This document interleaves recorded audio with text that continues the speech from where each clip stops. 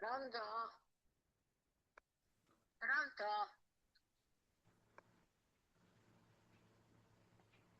All righty. Finally. Yeah, sorry about that. I thought that this can start without me. Uh, Oh I was gosh. on another Uh, Zoom call. It's okay. Hello. Wow. 15 all of a sudden. Good to see everybody. Okay, yeah. Can you hear me okay?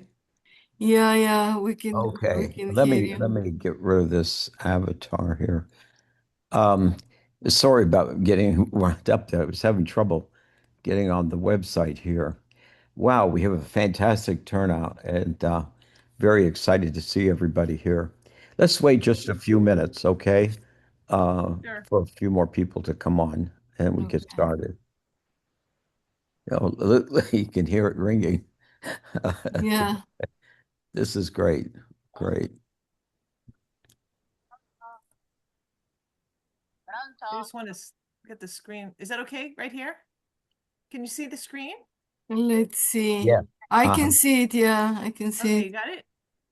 Yeah. Is it just the screen that you see? The PowerPoint? We can see the text and the slides. Oh, you can see No, this here? Yeah. yeah, that's good. Sure. Oh, Uh, you can see welcome to this talk. You can see the notes. We see some title slide, how to build an Oh, internal yeah, fact. that's yeah. it. No, we just see the title slides. We don't see your notes. Okay, great. Yeah. Let's wait just a few more minutes. Um, we have a fantastic turnout, Liz. It's wonderful. Uh, let's see here. Okay, Oh, shall we got go ahead? 50 minutes. Good afternoon, everybody. It's really a pleasure to see you joining us on, here we are in March already. And man, the semester is going by so fast. But we're very, very pleased to be able to have in our regular Monday series Dr. Liz Mazzio from the College of Pharmacy. Um, the College of Pharmacy is doing some fantastic work on using AI, machine learning, deep learning as we progress, especially in developing synthetic drugs. And Dr. Mazzio has some very interesting databases that we've come up with. And anyway, but her topic today is very, very interesting, constructing a high performance artificial intelligence research pipeline. I think this would be very, very informative for everybody here that's on this call. So I'm going to say a little bit about yourself, Liz, and get started. You get started. Okay. Thank you. Okay, well, my name's Elizabeth Mazzio, and I run the molecular genomics core facility for the College of Pharmacy. And today I wanted to talk about two things. One is how to build your own internal AI ML facility. And also, I want to talk to you about a blueprint for computational pipeline development because a lot of people don't know how to approach that. And I want to emphasize this talk on um, the data coming off high data generating equipment, whether it's sequencing or chemistry or proteomics or metabolomics or public health, imaging. The key to developing a pipeline is designing an infrastructure that's going to keep your data local and very fast and under your control. Okay, so we split artificial intelligence. People don't really, they just kind of group it into one category, but the reality is either you're going to be a data generator or you're going to be using other people's data. And if you're using other people's data, you're just mining, generated data sets. Okay. That's two categories of learning, machine learning. So these need to be really separated when it comes to research, because when you're a data generator, computational pipelines are a lot more, they're very complicated because they're machine oriented. And that's what we're going to talk about today. The other part is using other people's data, which is what we feed into. But both as a generator of data or a user of data, you're going to need to be able to build computational pipelines. You're going to have quality control workflows and artificial intelligence architectures. And this is even more critical for researchers because anybody who has a facility now knows that we're going to have massive instruments that generate a lot of data in the either hundreds of gigabytes per project or in the terabyte. For us, it's in the terabyte. So this data comes from whole genome sequencing, RNA, microRNA sequencing, single cell sequencing, amplicon sequencing. Then we have the category of proteomics, and that's LC mass spec proteomics, shotgun proteomics.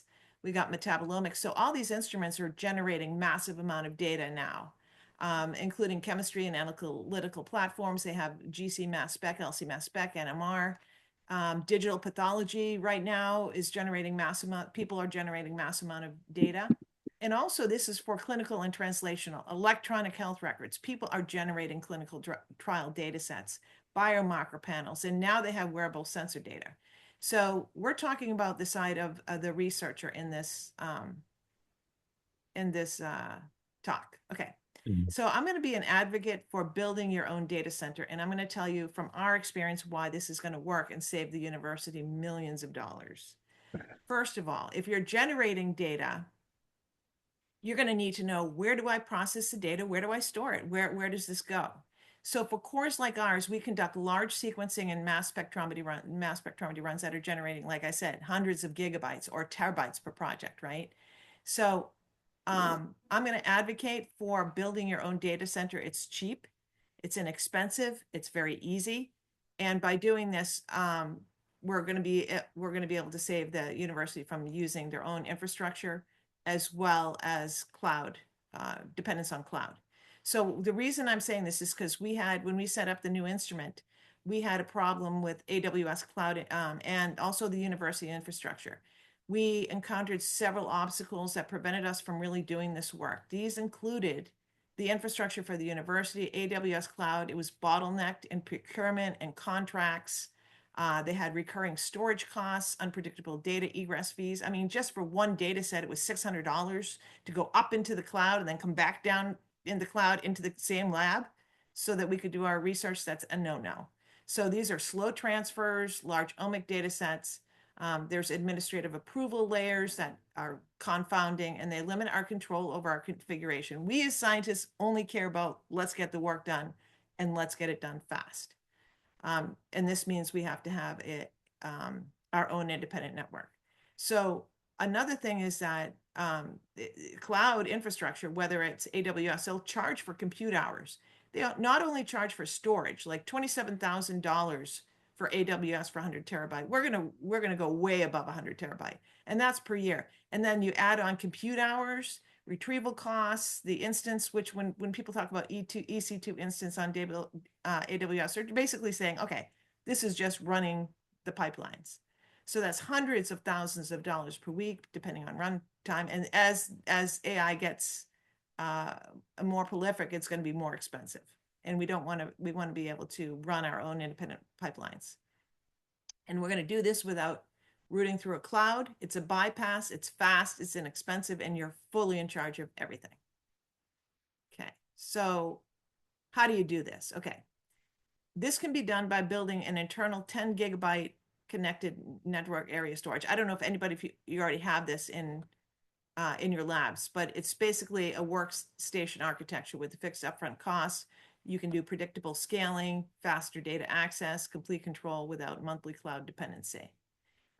It runs on a RAID protected storage for, if there's any, to ensure your data is secure. You have a native Linux environment. It's clean, it's autonomous, and it's great. So here what we did was we set up a facility and we executed our pipeline locally as a direct bypass to the cloud, direct bypass to the university IT. It's faster, it's reproducible, it eliminates all external dependencies. And even when you're working with free cloud, sometimes you're still limited on, you might start a run and it's crashed in the middle or it's stopped in the middle, and that's gonna really affect your data. So how do you do this? How would you do this? Okay, first of all, if you have an instrument, first thing you're going to have to do is get a nice computer. We have 3 workstations in our lab. It's a high performance workstation. We have Lenovo We just purchased through CDW. They have excellent prices. For what we needed, we have an Ultra-Core 918. We have a 64 gigabyte of RAM, but some people can go higher. We have 1 terabyte. This is just on the workstation alone, SSD. But you can go up to 256 gigabyte of RAM, dedicated GPU, and a 10 gigabyte network card. Okay. So this is going to be hooked to your equipment. No, it's going to be hooked to your storage device. So it's really a triangle. So you have to, when you're hooking your instrument, the most important thing I can tell researchers is you've got to know your instrument. You have to read every manual there is about your instrument, because it's going to tell you what goes in the instrument, how it goes in the instrument, and what comes out of the instrument. So you're going to have export. You have to know what are your export speed limits, what are your output, what's your output format files. You're going to have to know the file structure, and really just take the time to do that, because you cannot build a pipeline without knowing your instrument. You're going to have to know, is it real-time streaming, or are you going to dump at the end of the run? What are the storage capacity of the instrument alone? What type of network interface do you have on that instrument? And you can take a couple weeks just to make sure you understand exactly how that data is coming out of that instrument. Okay, so then from that instrument, it goes to the network area storage, which is just a little box with many storage. You have a lot of storage space on there, and then and it goes to your workstation. So it's just three. Your data comes off your instrument into a network area storage, and it's really high speed, and it goes from the NAS to your workstation.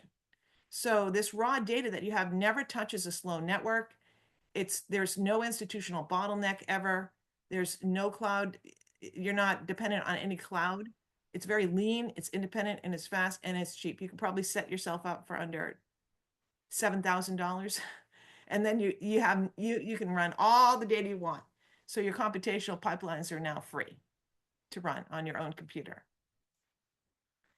Okay, so the network or area storage, we have about 128 terabyte of room on our network area storage, and I'll talk about how you have to have on and off, on and off. So you got to program exactly what goes on the storage, what comes off the storage.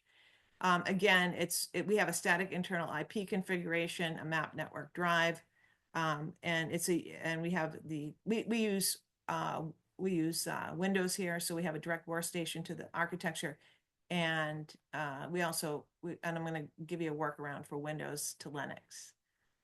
Okay, so now that you have those three things, and you've studied your instrument, and now you hook up the NAS, and now you got your computer, you're all ready to go to build your pipeline.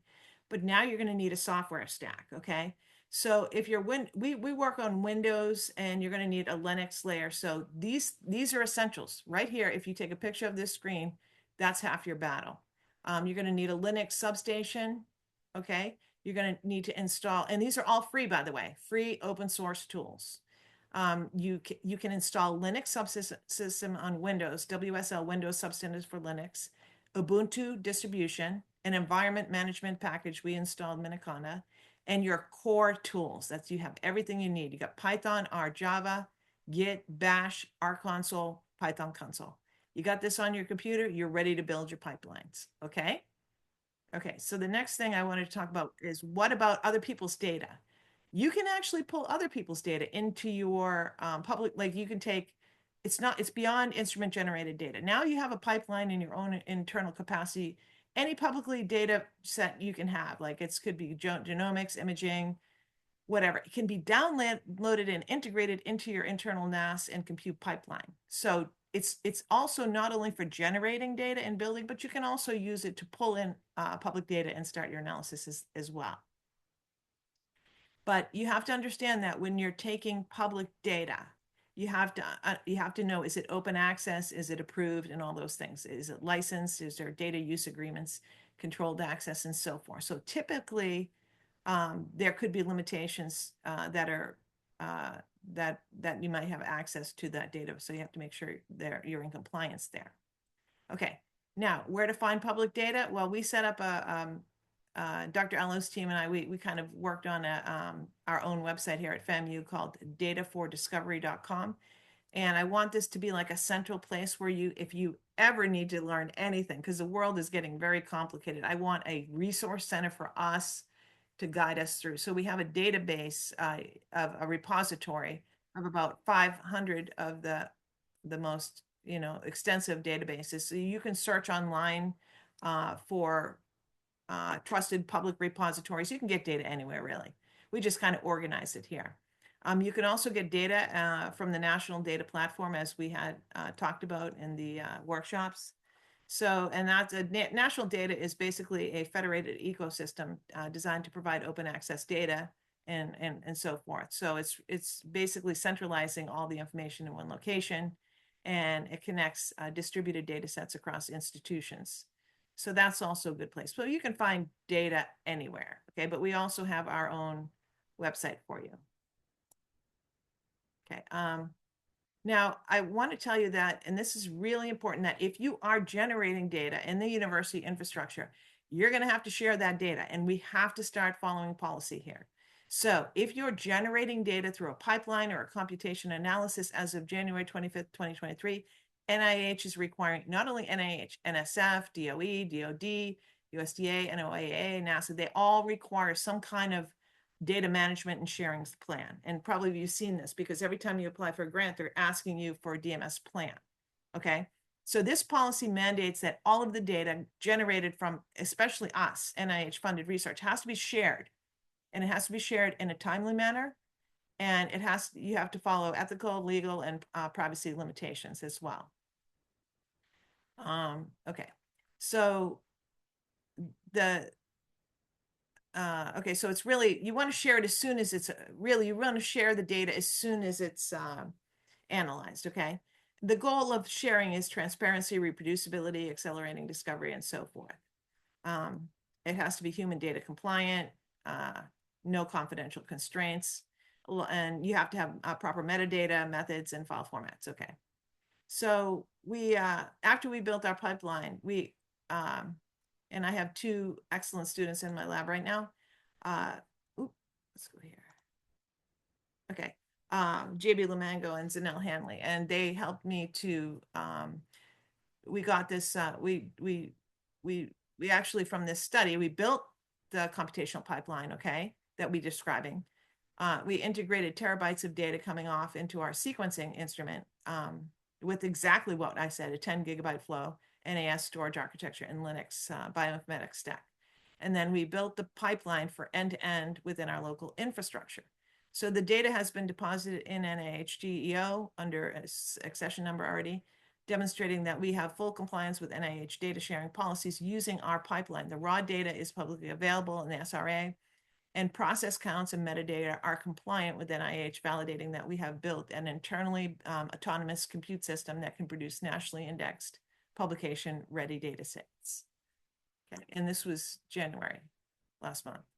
Okay, so I don't know if anybody is, we've been sharing data sets for years, so I know how to share data sets. This is our first high throughput sequencing data set. But who's responsible for sharing these data sets? The PI is responsible for a data management sharing plan. Every PI who's in a laboratory has a responsibility to know what these are and how to get your data online.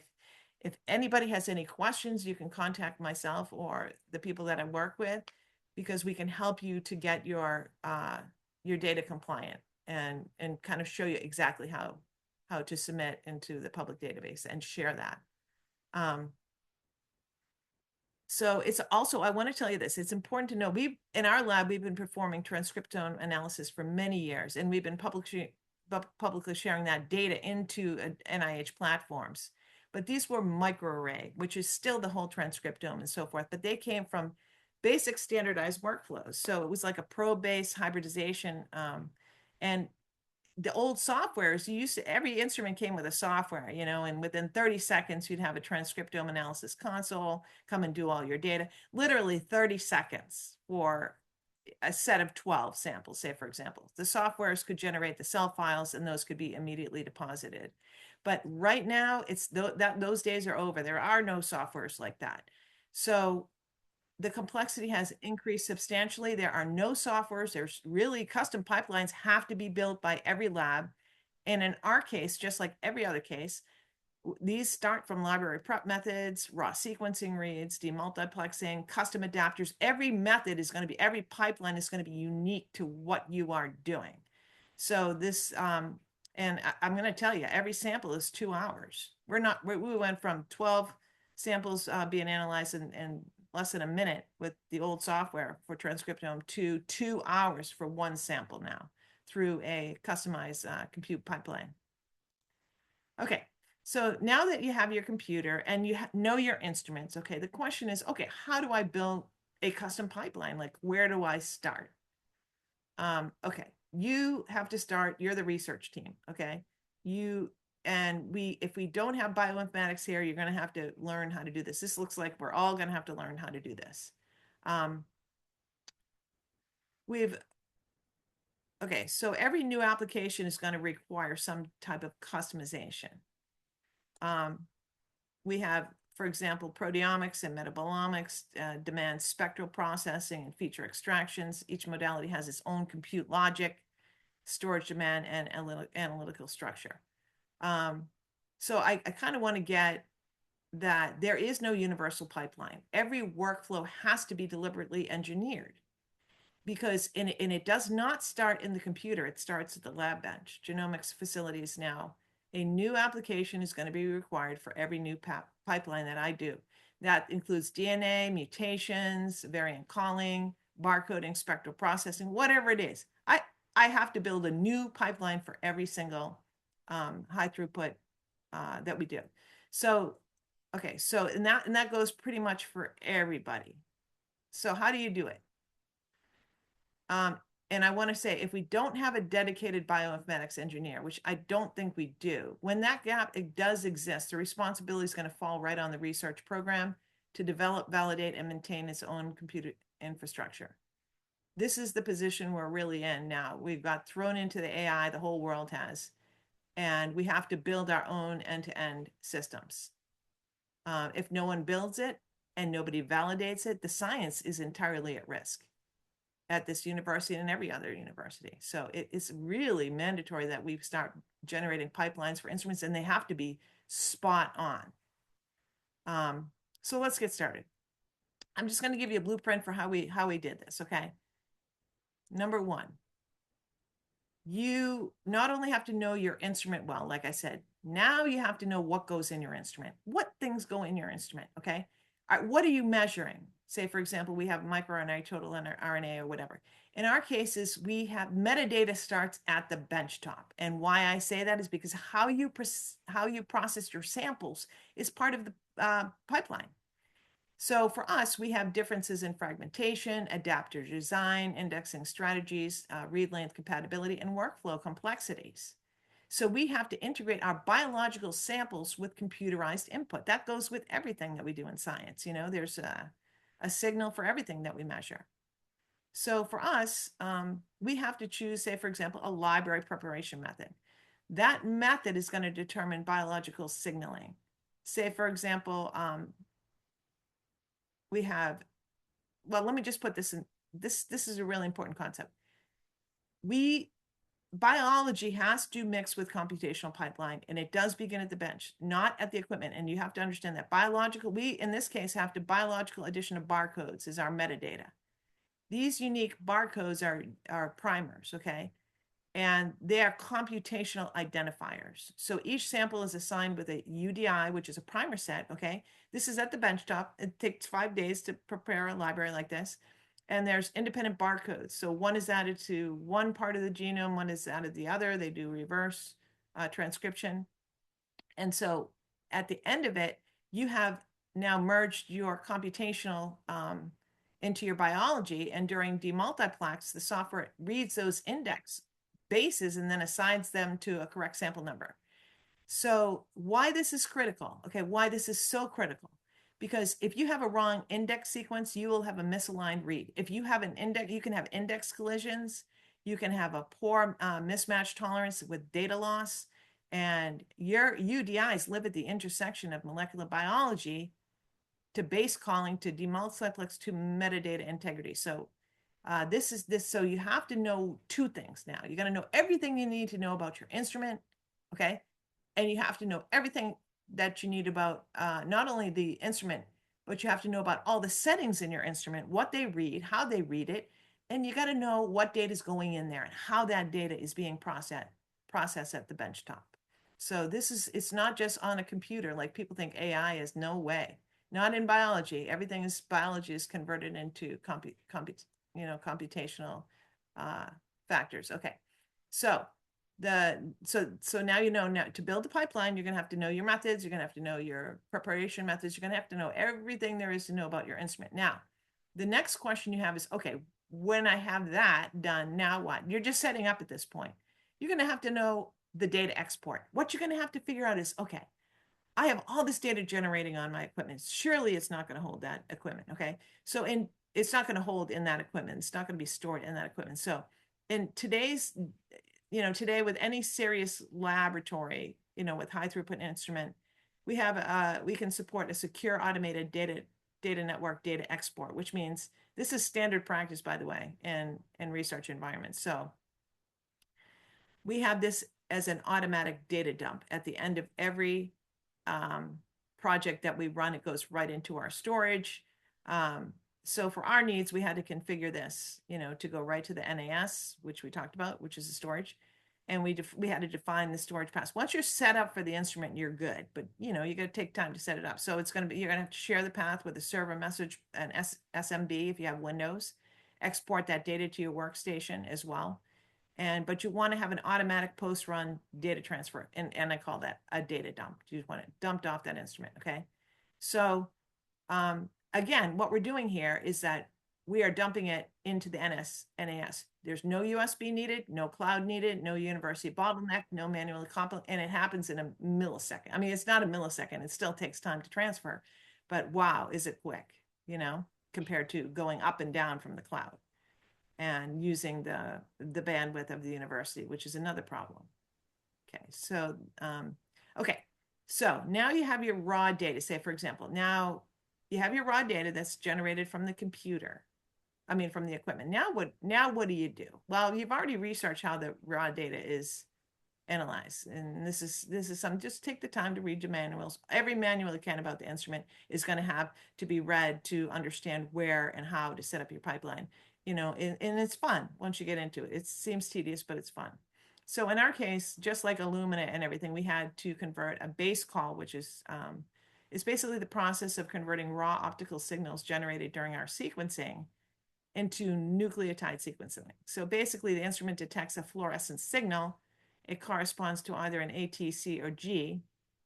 The onboard computational system then interprets that intensity and position of these signals and translates them into a digital base call. Each base has to be aligned on a quality score. And by the way, I just want to say there's a lot of quality control steps throughout every single process, from the beginning, the benchtop, all the way through the computational development of the pipeline. So the result of the base calling in our situation, every situation is going to be different, is a sequence read, and it's associated with the quality metrics. And that becomes the foundation of the downstream demultiplexing. And what you'll probably hear is FASTQ files. So let's go here. Okay. So now the files land on your NAS. What you're going to do with that? Now you're going to have to figure out, this is where the pipeline begins. Not yet. We still have to prepare for the pipeline. So, okay, now you got your data. So that's the hard part. Now the pipeline preparation. You have to prepare for the pipeline. You got your basic equipment. You got all the tools you need for programming. Now you're going to have to prepare. So before you even analyze a data set, you have to know the processing workflow. You have to know what tools are required, and they have to be installed. You're going to be validated and define the file structure and the outputs of everything. So you design it on the computer. For our case, we had to install every command line tool that we needed. Okay. And this is information age. Just read what you need. You have to be an expert in your field. So for us, we needed to know that we had quality control. So we needed to download FASTQ, multi-C, adapter trimming tools. We downloaded CutAdapt, alignment algorithms, alignment means, okay, well, you have a mouse genome or a human genome, those have to be downloaded and extracted and updated. And then you have file handling utilities, which are SAM tools, read quantification software, which is sub-read feature counts, and then downstream statistical analysis packages. So you got to get those tools now on your computer. Read about the tools you need, get them on there. Okay, they don't come pre-configured for every experiment. They have to be selected, installed, validated, and integrated into the coherent pipeline. So this computational workflow requires a deliberate design. Okay, now you got everything. Now what do you do? Okay. Now, the first thing you do on your computer, and by the way, when you have this computer, it should only be for this purpose and this purpose only. Okay, so you're going to be using this. So you're going to create a substructure directory. So every time you do something, you're going to have a folder that goes into a folder that goes into a folder. So say, for example, step one, demultiplex. Then you have those are demultiplex, you have folder two. It goes to a quality control. Quality control output goes to three. Folder three is a trim. So basically you have folders for each step. And you build your pipeline to process and generate the result from every step into the next folder, and it's automated. You build it so it's automated. So in this case, we just moved the BCL files from the NAS to the workstation. We did a demultiplex. We followed everything we installed, okay, and right down to the and one thing about I have to say, you can do anything you want with custom pipelines. For us, I was like, okay, I want to find out. You can do anything. You can have any kind of, you can write any script to do anything you want. That's the beauty of it. It's not just software anymore. It's amazing. You can do anything you want with your data now and write a script for it. So the final program tally for our computational pipeline is we wrote 9 bash shell USL Ubuntu pipeline scripts, 5 R analytical scripts. But the bash scripts that we use, we had to write the scripts. They're full pipeline execution scripts, but I got to tell you, I mean, I had to spend a lot of time trying to, you have to make sure everything is QC validated. Every step has to be performing correctly. Everything has to be aligned. It's really not that easy because you're going to run into script errors. So we did a FastQC batch execution script. We did an alignment script and an alignment loop script for all samples, and then a conversion loop script for all, and then we did a merge and sort and index, and then we used R to do the dseek2 build the script. We built the script there, a final script for annotated counts, differential expression, and that's what if you get from another company, they may give you this, but I'm going to give you a word of warning about using it. And I feel like as a university, to de-risk ourselves, we cannot rely on outsourcing. I think that's a big mistake. So let's go ahead to the next one.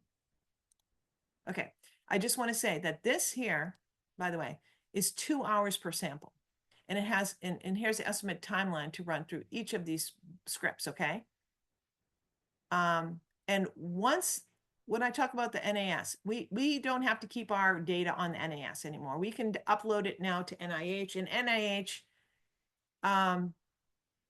is gonna be able to store that data. So it's gonna lessen the burden of us having to store it on our servers, We can keep it locally for a while, but NIH is offering storage. They're making it mandatory.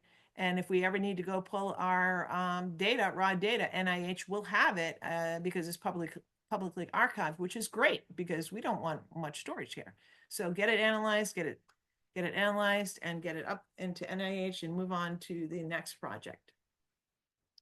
So I want to say this, and I feel like this, the most dangerous position or individuals in modern research are benchtop scientists who generate data, but do not control the computational layer. Because pipelines are opaque. Errors can go unnoticed. Data integrity becomes dependent on others. Compliance becomes somebody else's interpretation, and we lose scientific sovereignty. I've seen that over and over and over again when we outsource. And if we do rely on other people, we could be presenting false data to the world. You see what I'm saying? It's just really scary. So I do believe as a university, we need to invest in all of these technologies and have people who can come in and rigorously set up every quality control layer of these, and we have to be able to take this on ourselves. So I want to thank you all for attending.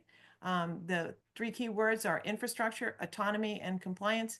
I'd like to thank Dr. Solomon, Dr. Reams, especially because she's in charge of the sequencing facility. We have JB Lamango and Zanel Hanley, who have been a great help to me, and Dr. Allo's group, and Dr. Bediza, and Dr. Retta, and who's in charge of the AI facility for NIH RCMI. And thank you. Any questions? Oh, thank you, Liz. This was tremendous. Very, very fascinating. And let me open up uh, uh, here for questions from people on the call. If you either put just raise your hand or just come on board and ask your questions or put them in the chat if you prefer. But we're very, very exciting presentation, Liz. I love it. So questions. Can anybody have any questions? Let's hear from you. Okay, please. I do agree with your comment there about controlling your own data. God, I couldn't agree with that more as you brought that up there. Do we have questions from the group? We have such a fantastic turnout. No. Well, maybe I can start, Go ahead, Nellie, Dr. Illo. please. So, first of all, is that's really impressive, and you know that I'm just saying it again. So, here I mean, I'm speaking from the viewpoint of somebody who is much behind with that. Now, if you create this your own data, is this related to a particular instrument? Yes. So, Every instrument, uh-huh. exactly. Every instrument is going to be generating this data. It could be mass spec, it could be LC, it could be whatever. But if it's for us, for genomics, proteomics, metabolomics, this is where the big data comes in. So it's instrument specific. Absolutely. Okay. So then, if you want to store this in AIH, are there any specific requirements on how is this going to be, how the data, any specific format that you have to present the Yes. data? Yes. Yeah, this is really, really important because I don't think anybody's sharing their data, and we've been doing it for years. But, and this is why I want to be here for anybody who has, yes, there's specific formats. It has to be compliant with everything. It has to pass a test through NIH. So they look, you have to have your metadata in there, which means you have to tell them how you just your sample, what Mm-hmm. instrument you ran. Then you actually upload raw data files and the FASTQ files there, and they're asking you for specific files. But now it's going to take a while to upload your files. But yes, there are, just follow the instructions by NIH, whatever type of data set you got. Okay. By the way, I always deposit in GEO, Gene Expression Omnibus, or go right to NIH and find out public data sharing. Yeah. Okay. Um, when you mentioned for this to be validated, what exactly is this validation? What kind of process Oh, for is the it? pipeline? Yeah. Wow. Validation is every step is validated. Okay, so from the benchtop, we have even for the benchtop, we have a lot of quality control metrics that go on from the benchtop processing, whether, we have about 10 quality control steps just before you hit the instrument. Okay.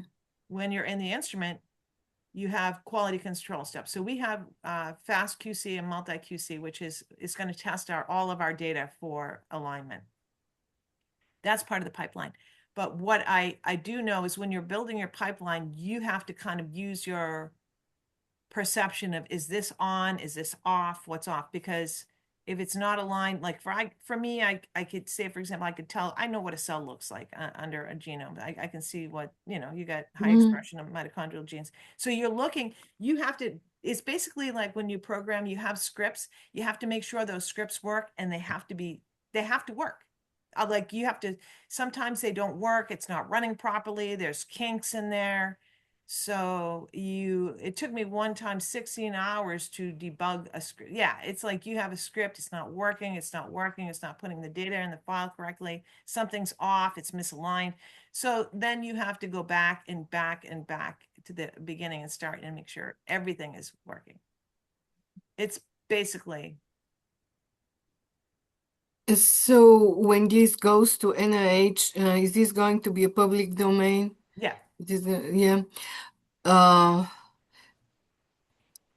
Actually, it's now in the public, so the public can now use our data for their data to do data and machine learning.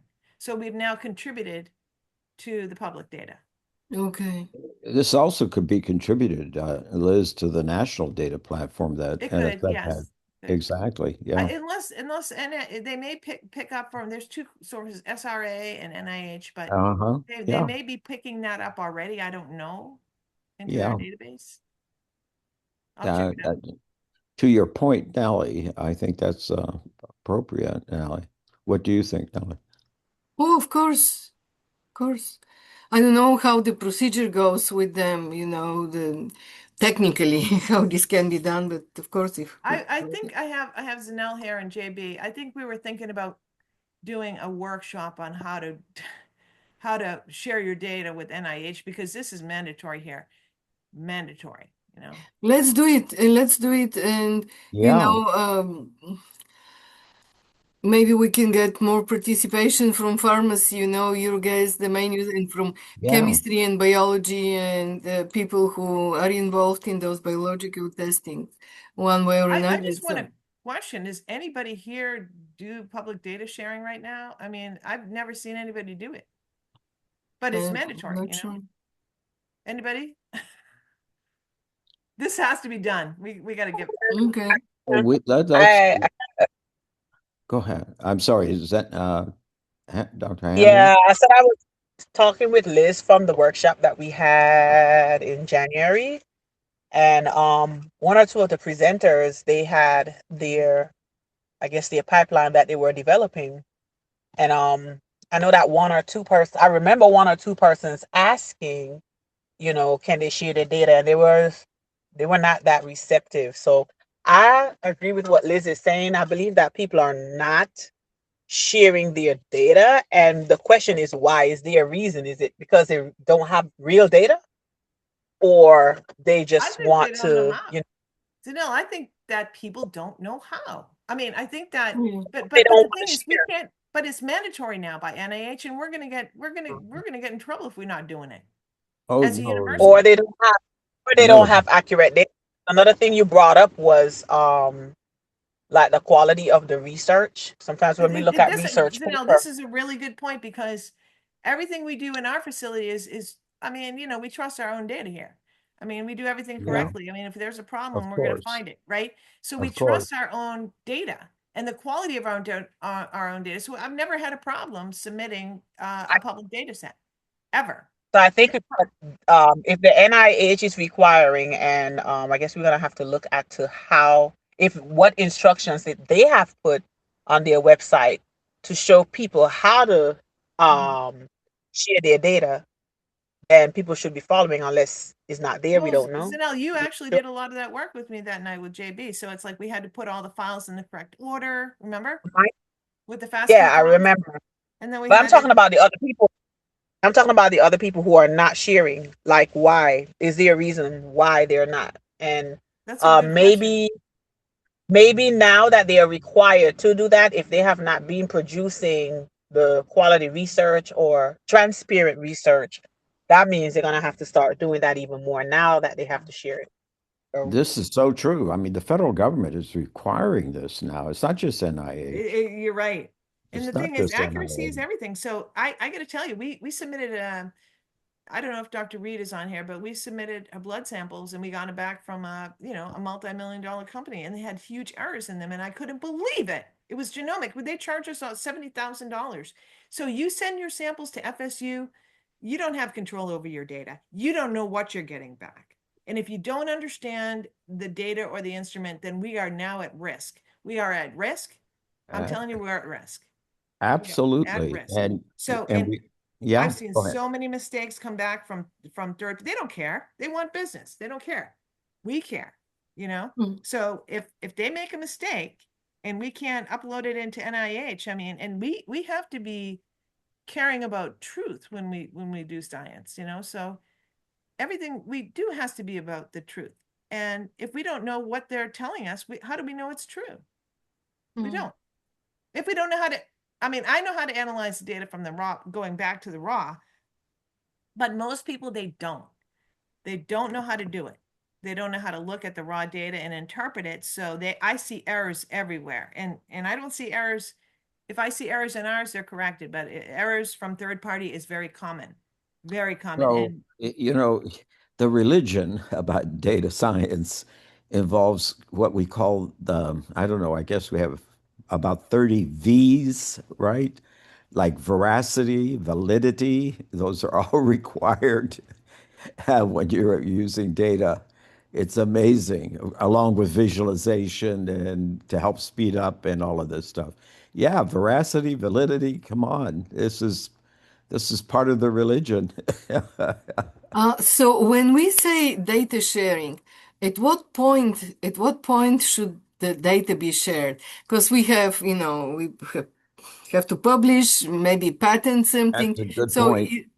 yeah, isn't this interfering with any of those processes? Isn't this considered, publicized before it has been actually published or this is a good point. If you have something proprietary, you can hold back. But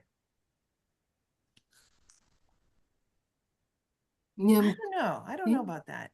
Because NIH is making it mandatory, right? That if it's mhm. Yeah. funded by them, that we have to share. So I don't know about that aspect. We could research that to find out Mm. if there's something proprietary. But usually for me, I just upload when the analysis is done, everything's passing, and then you upload it to NIH, and then it has to pass their metrics, so it has to be compliant with them. And I do it right away after the analysis, and then soon you publish a paper and you link the two on NIH. So as soon as you can, after So, analysis is done, go ahead and submit. so I'm wondering on the R, when I was at Jackson State, I led the RCMI grant along with Paul Chanou. And I'm wondering, each of the institutions involved have their data, and there are all these protocols, that they have. So how are we handling that? I mean, I ran the data center at Jackson State. Oh, not ran it. I oversaw it as dean of the College of Science, Engineering, and Technology for the RCMI. So how do we do that with all this data, health data for African Americans and Hispanics? How do we get around that? Every time you contribute a public data set, you're doing a service to humanity if it's Yeah. if it's valid. So yes, you can submit those datas, yeah. Okay. Because But you have to realize when you do that, it's an asset to the greater good when you're submitting your data. yeah, of course. Of course. I didn't mean to cut you off, Nellie. I was just, No, no, that's okay. So, yeah, I mean, I was just curious also, what kind of, what size of data are we talking about? You see, people who, for example, do synthesis, they produce kind of limited amount of data, 10, 20 compounds. For big data, that's limited amount of data. So are we supposed to publish analysis or any, no, we're not I talking don't about think that. so. I think this is for high impact data, like digital imaging. Say, for example, Okay. Dr. Reams is going to be doing digital imaging of slides on prostate cancer or something.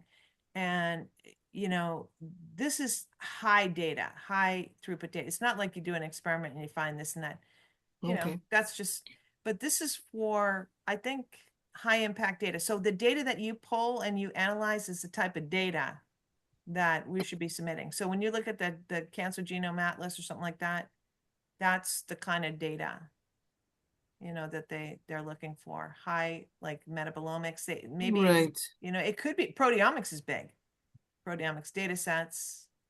omics data sets, Yeah. clinical trials, and even metric data, like if you're taking blood pressure on people or any clinical data. Mhm. Sure. Yeah. Wow. So this shows everybody the world that we're in today, Mhm. and that's where we're going to be. And this is changing the way the ability for high performance computing to impact how we advance our augment and accelerate our research is tremendous here, and that's where we are, and that's why we're having these series on Mondays and Wednesdays. So I can't thank you enough, Liz, for shedding some light on this. I don't see any more questions coming from anyone. Are there any more that people would like to share before we go off? But we're 8 minutes away from the top of the hour. But just want to thank you very much, Liz. This is fantastic, and we're excited. The data science, artificial intelligence, machine learning, research and learning clusters is excited, very, very excited to be working with you in helping pharmacy and the RCMI grant advance what y'all are doing. But this is the world that we're in, and couldn't thank you more for shedding some light on how to build these pipelines. Thank And you so much. yeah, sorry, Dr. Oya, I really agree that we have to do another workshop on how this is supposed to be done, because part of the problem is that people don't know how to do it. I mean, I don't know And how most to do institutions it. have a bioinformatics person that does custom pipelines, but we don't have that. No, we don't. I agree with Nelly. We should do another one. Let's try to organize that. I think it would be extremely helpful for everybody. I hope we normally run. I have Erdell. I guess he's not on here right now. Run a survey here. We'd like to get feedback from everybody that's on the call here as to what their needs are, and see how we can address that. Okay. So thank you so much, Okay, everybody. thank you Have all. a great Good night. Thank evening. you. Take care. Bye-bye. Bye You bye. too. Bye bye.